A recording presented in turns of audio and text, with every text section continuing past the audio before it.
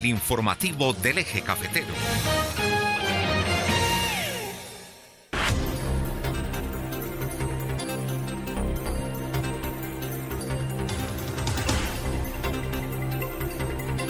Siete de la mañana, 44 minutos, y está nuestro invitado a esta hora en radio, en televisión, en redes sociales, el médico cirujano, magíster en Administración Pública, especialista en gerencia de servicio de salud, exasesor en salud del despacho del Contralor General de la República, es concejal de Pereira, actual director médico de Premier Salud, entidad del sector privado, es el doctor Mauricio Noreña Ospina. Bienvenido, buenos días, doctor. Muy buenos días, Álvaro, y a toda la audiencia, a la mesa de trabajo, al equipo técnico. Muchas gracias por este espacio. Bueno, entremos en materia. Muchas gracias. Bueno, lo primero que... Pero déjeme saludarlo primero, doctor Noreña. ¿Cómo me le ha ido? Muy bien, Germán, muy bien, gracias a Dios. Bueno, ahora parece que arranca ya en forma, ahora sí ya como la discusión y votación de la reforma a la salud. Se han venido pues dando una sucesión de reuniones y eso es el efecto que ha causado la designación de 2 ministros, de los nuevos que entraron, de los 7 ministros que cambió el presidente Petro, 2 nuevos ministros muy políticos, el del Interior, Luis Fernando Velasco, y el ministro de la Salud, que es médico de profesión, que es también experto en estos temas, pero también viene a ser alcalde, gobernador y senador de la República. Así es, así es. Entonces digamos que ellos le dieron un viraje, porque ya se fueron el uno a uno, ya no es diálogos con partidos o jefes políticos, sino directamente con los representantes y senadores, que en últimas son los que votan allí la reforma. Sí, yo creería que ahorita se va a dar una evolución un poco más fluida debido justamente al hecho de que ya no se va a ideologizar la discusión, o sea, porque recordaremos que hemos hablado en diferentes programas como meterle solamente ideología de que el privado es malo, de que las cosas son, de que todo lo que maneja el Estado es lo bueno y lo que maneja el privado es malo, como se venía discutiendo por parte de la ministra, y de ciertos comentarios que incomodaban a la asociación de pacientes, a las asociaciones de algunos profesionales. Eso generaba un ruido innecesario, como lo he dicho, en algo que debe ser técnico. Pero déjeme, Germán, en primer lugar, que sé que en el programa ya lo hicieron al principio del programa, pero quiero el día de hoy resaltar una profesión del sector salud, que el día de hoy se celebra el Día Internacional de ellas, la nota aquí hace poquito. Que es hoy 12 de mayo, se celebra el Día Internacional de la Enfermera. Y en ese ámbito yo quiero resaltar la realidad no solo de las enfermeras, sino de todos los profesionales de la salud hoy por hoy, y cómo en el marco de la reforma, pues que ese era el propósito de lo que les había planteado, cómo en el marco de la reforma se pretende modificar esa realidad. Esa realidad es muy compleja, mire, hoy por hoy se calcula que el 73% del recurso del talento humano en salud trabaja por contrato de prestación de servicio. No están vinculados directamente. No están vinculados directamente. Entonces, la realidad que vive... Han desvertebrado bastante los sindicatos. No, pues y más allá de... No, muchos incluso han tenido que recurrir a vincular de manera... pues a manera de protección a estos profesionales que se contratan y que se han convertido como en ese comodín que se ajusta para las necesidades de una entidad de salud, pero que también se ha convertido en un fortín o en un cuerpo vertebral de algunas organizaciones políticas, lo cual es totalmente rechazable. Nosotros tenemos que tener claro que después del esfuerzo económico que hace una familia para graduar a un profesional de la salud, una enfermera, un médico, un terapeuta respiratorio, una bacterióloga, cualquier profesional de la salud tiene que incurrir en unos gastos impresionantes para salir luego a intentar competir en un mercado laboral que cada vez es más complejo y que paga, perdónenme el término, una bicoca para la prestación de servicio. Para citarle ejemplos muy concretos, un profesional en el Eje Cafetero para estudiar medicina, que se volvió ya un privilegio de los que tienen con qué pagarla, ¿cierto? Porque los cupos en las universidades públicas cada vez son menores y la gran mayoría de las entidades formadoras de talento humano en salud en Colombia son privadas. Un médico en promedio está pagando entre 18 y 20 millones de pesos por semestre para estudiar una carrera de 13 semestres, para tener que competir en unas condiciones en las cuales se tiene que ganar 3.700.000 al mes. Entonces, ¿qué equilibrio puede tener para una persona que si lo paga por cuenta de su familia va a vivir endeudada los primeros 10 años de ejercicio profesional? Es algo muy complejo. Y para ingresar a la universidad pública, pues obviamente donde yo tuve la fortuna de formarme, las condiciones son cada vez más complejas y los cupos son cada vez más limitados. Yo le quise pedir el favor a una enfermera que nos diera un concepto, y de pronto Alejo, si nos la puede poner en el audio, nos avisa para preguntarle justamente qué opina de eso, porque hoy en honor a ellas es que quisiéramos tener este programa. Pero también quiero decirles algo. Mire, la reforma a la salud en el capítulo 15 plantea el régimen de los trabajadores del sector salud. Hay una ventaja, y tal vez como lo he dicho yo en todos los programas, hay una ventaja de la reforma, y es que está teniendo en cuenta la necesidad de formalizar los trabajadores del sector. Pero hay una limitante, Germán, Álvaro, Alejo, hay una limitante que cuesta 9 billones. 9 billones. Esa intención del gobierno costaría 9 billones al año. Al año, Germán, la formalización. Entonces, formalizar el trabajo del sector salud es fundamental, pero también se presenta el límite de los cupos que se asignarían para que entren a ser servidores públicos, porque recordaremos que la intención es que se conviertan todos los procesos de salud a través de las ICE, que ya no son las S, sino las ICE, instituciones de salud del Estado. Digamos, toquemos un tema que es bien álgido y que puede causar pues bastante controversia, y es el tema de los sindicatos. Recordemos la historia reciente. Vamos, por ejemplo, al Hospital Universitario San Jorge, donde miembros del sindicato, por ejemplo, le voy a poner un caso que denunciaron la otra vez, que me acuerdo mucho de él, y era que era un conductor de ambulancia.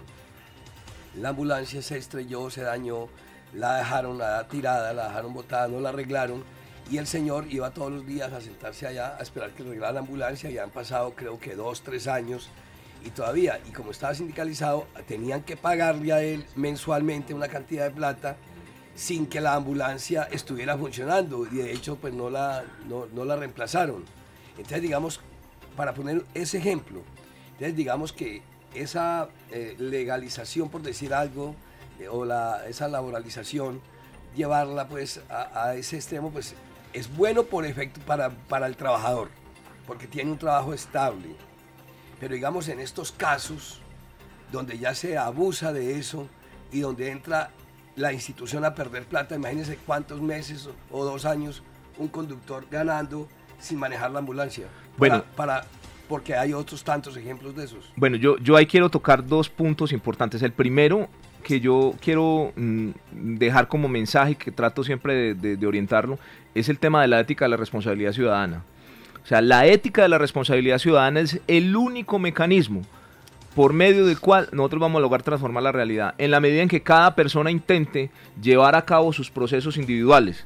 Porque lo que usted me está mencionando y el ejemplo que usted pone, Germán, es un tema de una situación que no se vive solamente con ese trabajador, sino con muchísimos trabajadores, ¿cierto? Y no solo en el sector salud, sino en todos los sectores, donde desafortunadamente la siembra de valores éticos en cada trabajador es cada vez menor y es cada vez más escasa. Ese es el primer punto. Y lo segundo es que en el sector salud tenemos que recordar que, al igual que también en muchos otros sectores, están los 2 tipos de trabajadores. Una cosa es el servidor público misional, médico, enfermera, auxiliar, odontólogo, terapeuta, etcétera. Y otra muy diferente, el trabajador oficial. Recordemos que en todas estas entidades laboran obreros, laboran conductores, vigilantes, que siguen siendo todavía vigentes en los cargos públicos que se crearon en esas plantas de hace 10, 20 años. De hace 20 o 30 años. Y lo que tenemos que hacer en este momento, pues primero que todo, es enfocarnos al hecho de que los trabajadores del sector están viviendo una realidad contractual que no les permite ni siquiera acceder a los créditos bancarios. Una persona que no tiene una vinculación oficial, yo les cito un ejemplo de un médico que se graduó el año antepasado y que me lo contaba esta semana y que ha venido trabajando todos los meses por contrato de prestación de servicio. Al sol de hoy no ha podido decir que le aprueben un crédito bancario para comprarse un carro. Entonces, ¿en qué condiciones? Y tiene que recurrir a otro tipo de créditos. Pues las cooperativas son buenas, pero tiene que ir muchas veces al préstamo personal para poder conseguir por lo menos cómo hacerse a una casa, cómo comprar, cómo pagar una especialización. Y eso es lo que realmente nos tiene que enfocar, que todos los profesionales de la salud tienen esa realidad. Yo he querido invitar a una enfermera el día de hoy y la tenemos, Alejandro, la tenemos ya al aire, pues para que podamos darle un saludo, felicitarla a nombre de ella, felicitar a todas las enfermeras que nos están escuchando hasta ahora y preguntarle, saludándola con los buenos días. Buenos días, enfermera Lady Joana. Muy buenos días, doctor Mauricio Noreña. ¿Cómo ha estado? ¿Cómo va todo? Muy bien, gracias. Bueno, un feliz día de la enfermera para usted y para todos sus colegas y colegas. ¿Cómo han estado? Muy bien, Do. Muchas gracias por Bueno, las felicitaciones. Muchas gracias. Quisiera preguntarte cuál es la realidad y cómo es la situación de las enfermeras el día de hoy en nuestro departamento. Y en Colombia. Y en Colombia, sí.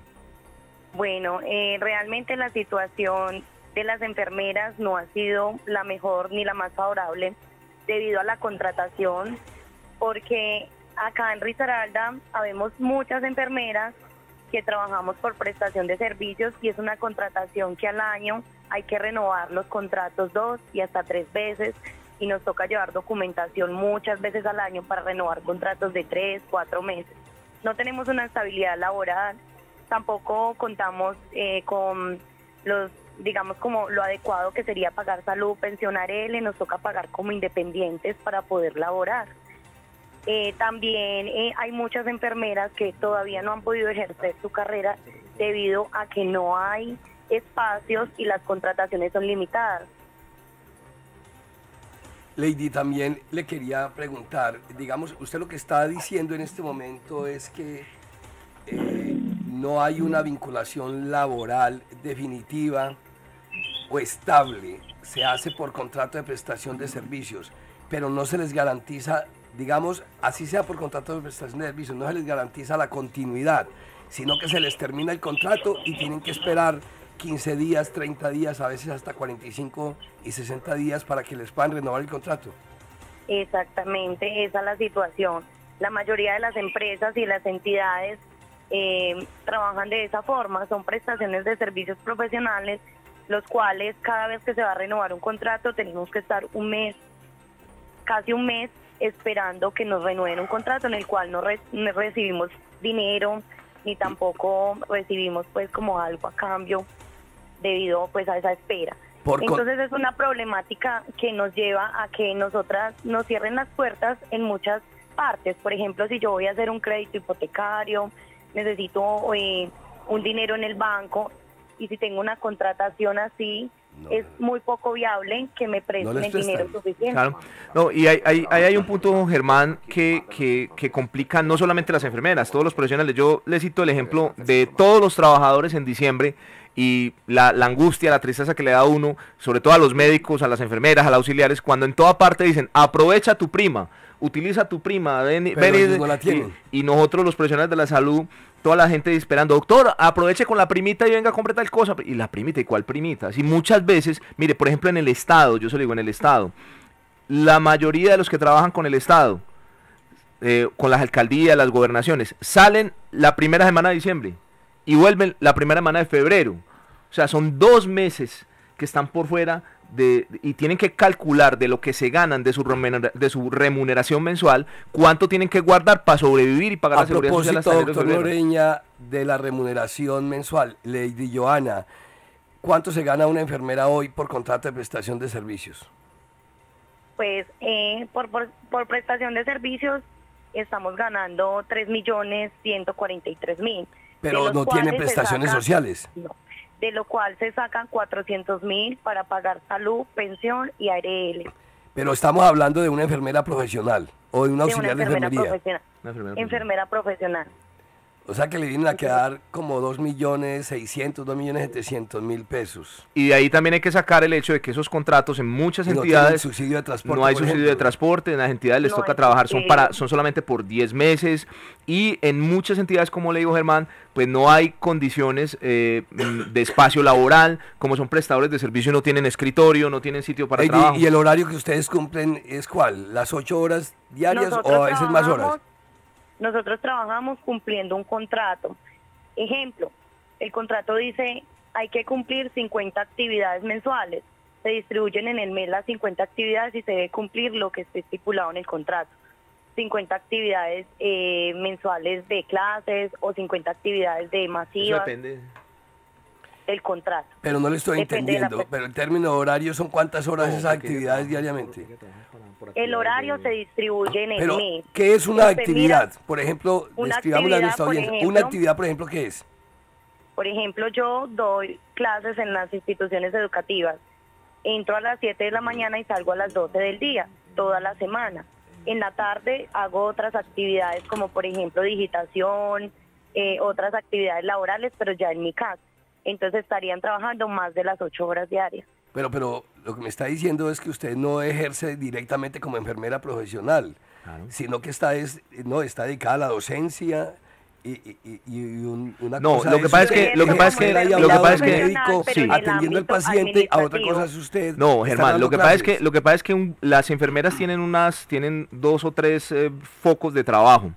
El foco de trabajo de algunas son las que están en el ámbito intrahospitalario o en el ámbito de asistencial. Son las que atienden consulta externa, son las que atienden... Y la que atienden los pacientes. Y hay otro ámbito de las enfermeras que son la promoción de la salud y la detección temprana. Es en lo que está trabajando en lo que trabaja Lady. O sea, las enfermeras que trabajan en detección temprana y promoción de la salud, les corresponde ir a hacer fomento del bienestar y fomento de la salud, y a eso es lo que de pronto Lady hace referencia cuando ella habla de las clases. Entonces a ella le corresponde ir a dar conferencias a un grupo de mujeres, y esa es una actividad de las enfermeras también. Entonces ellas se capacitan, y hay otro ámbito que es el ámbito administrativo, en el que trabajan muchas enfermeras programando, organizando y estructurando. Hay algunas entidades de salud, sobre todo en los municipios pequeños, donde a una enfermera en un hospital le toca hacer las 3. O sea, le toca trabajar en los 3 ámbitos. En el ámbito administrativo, programando y coordinando. En el ámbito de toma de muestras de laboratorio, de toma de citologías, de atención de consulta, porque la enfermera también atiende consulta. Y otro ámbito en el que le toca ir a dar charlas, ir a capacitar.